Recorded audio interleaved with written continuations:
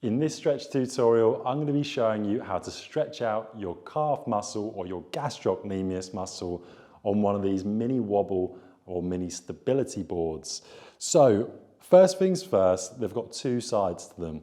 You've got a spiky side and you've got a not so spiky side. There's going to be no difference with regards what you choose in this stretch.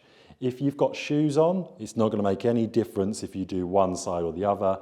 If you've got barefoot or socks on, if you choose the spiky side, you'll get a little bit of acupressure through the foot.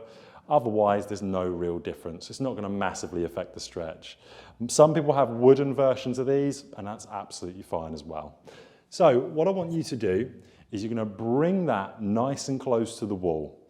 We're going to place the midfoot of the foot in the middle of this ball.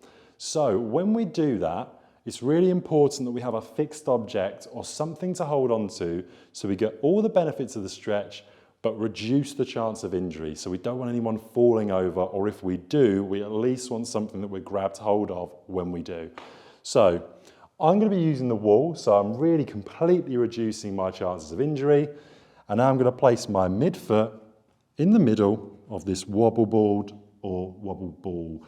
So from here, I'm going to bring both my heels back. As I bring them back, my toes point up. And in this position, through both legs, I can feel a nice stretch through my calf muscle or gastrocnemius muscle.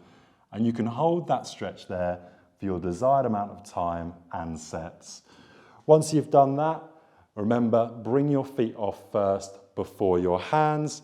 And that is how to do a wobble board, wobble ball, or stability board stretch through the gastrocnemius assisted via a wall or fixed object.